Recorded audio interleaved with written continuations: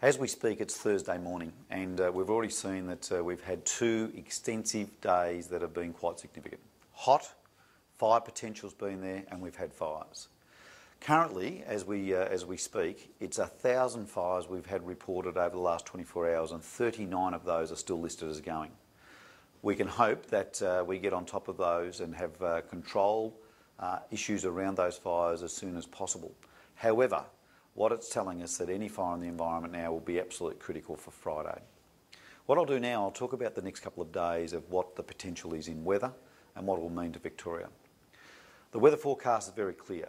We'll remain hot across Victoria on Friday.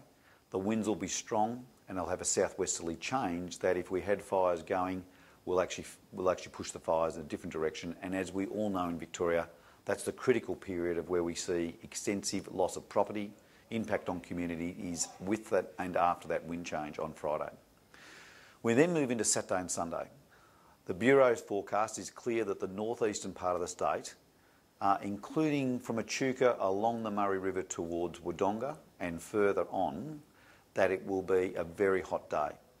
So the cool change would not have made it through the northeastern of the state until later on Saturday. So I think it's important. Everyone thinks that it's all over on Friday. Well, let's think about the northeastern part of the state that remains in the 40 degrees and we'll see the change moving through. After that, the Bureau's clearly indicated that the temperatures will stay in the northern part of the state in the mid-30s for the next number of days and cooler in the southern part of the state. But I think we're moving back into this traditional high. Every 4 or 5 days, the highs will move through and we'll see that hot weather come back again later in the week. And you can only hope it doesn't get to the extent that we've had this week, but it will be a high that moves through. This week is a critical week in turning the fire season.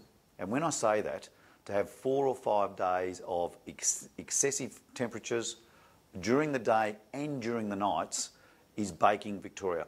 It is taking the last amount of moisture out of any of the fuels, whether it be grass or forest. And across Victoria, we'll now see the next 6 weeks will be a critical part of the summer fire season. That is, the fuels will be dry. All it needs then is the hot, the windy weather, the traditional fire weather that we do normally see happens in February. So I think it's a turning point in the season, a turning point of significance. We need to be very focused on what the next 6 weeks brings to Victoria in a sense of fire or the potential of fire. We shouldn't be scared of fire. It's something we live with, but what it means, we've got to have plans, we've got to work together. It's not just the fire services, it's all of us need to work closely together to make sure we're in the safest, best position we can be for the remaining part of this summer.